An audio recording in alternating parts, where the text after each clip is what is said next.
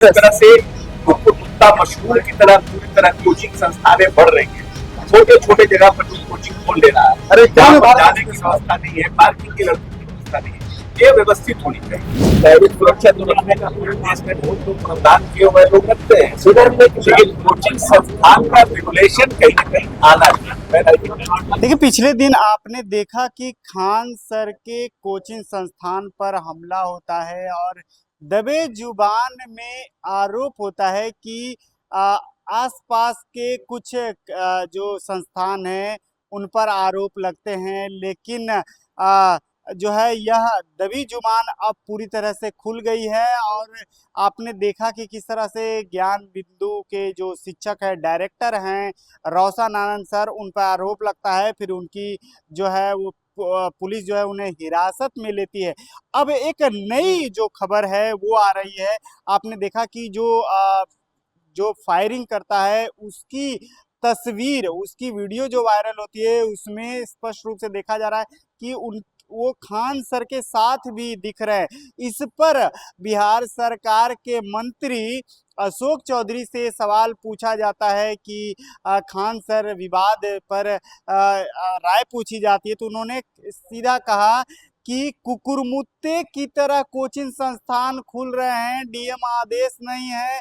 और पहले जरा सुन लीजिए क्या कह रहे हैं बिहार सरकार के मंत्री अशोक चौधरी। और जब मैं 15 में मंत्री था, एजुकेशन मिनिस्टर, हमने एक रेगुलेशन लाया था कि भाई कहाँ पर बैठने की जगह है, पार्किंग की जगह है कि नहीं, खाने पीने की जगह है कि नहीं। याद होगा कि एक बार वहाँ अपने जहाँ पर गुजरात में, वहाँ पर एक बहुत बड़ी घटना हो गई। उसके बाद इसको लाया गया था। इसको इस तरह से हम आग्रह करेंगे अपने शिक्षा मंत्री से कि कोचिंग का रेगुलेशन जिस तरह से कुत्ता मशहूर की तरह पूरी तरह कोचिंग संस्थानें बढ़ रही है। छोटे छोटे जगह पर लोग कोचिंग खोल ले रहा है। अरे जाने की व्यवस्था नहीं है, पार्किंग की व्यवस्था नहीं है। ये व्यवस्थित होनी चाहिए और कहीं न कहीं बिना डीएम के परमिशन के, कलेक्टर की जानकारी के ये कोचिंग संस्थान खुलना नहीं चाहिए। तो आप मानते हैं कोचिंग संस्थान वाले ठीक है क्योंकि टीचर है, अरे नीचे कर लीजिए लोगों ने भाई। ये सही है। ठीक है, अपने किसी को सुरक्षा नहीं तो लोग प्राइवेट सुरक्षा तो रखने का पूरे देश में बहुत लोग मतदान किए हुए लोग रखते हैं, लेकिन कोचिंग संस्थान का रेगुलेशन कहीं ना कहीं आना चाहिए। अभी रेगुलेशन इस तरह का रेगुलेशन नहीं है ना कि जहाँ पर है तो सख्ती से उसको लागू करना चाहिए।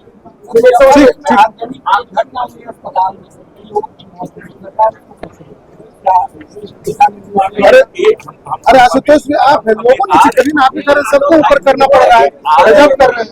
जब हमने देखा है कि घटना घटी है, मतलब ये दुखद है। जो फायर सेफ्टी का प्रोविजन वहाँ था नहीं था, क्या व्यवस्था थी, वो सब की अभी हम समझते जानकारी नहीं, सरकार विभाग लेगा इसका जानकारी और जो लोग कार्रवाई की जाएगी। लेकिन बिहार में वहाँ बदल रहे अब उनका सेफ्टी नॉर्म्स वो नहीं अपना रहे तो जा रहे नहीं, फायर सेफ्टी और जो पब्लिक सेफ्टी रेगुलेशन एक्ट है या लिफ्ट का है उस पर और सख्ती की आवश्यकता है। ऐसा लगता है कि और सख्ती की आवश्यकता है क्योंकि जब आप लेते हैं लाइसेंस लेते हैं तो ये सब आप नॉर्म्स को लेते हैं, बट इज दैट कि वो नॉर्म्स फर्दर फॉलो हो रहा है कि नहीं। अब 10 साल पहले आपने जब नर्सिंग होम खोला तो आपने लिया, आपने सभी इक्विपमेंट दिखाए, बट इज दैट कि after 10 years also it is in the same position or not।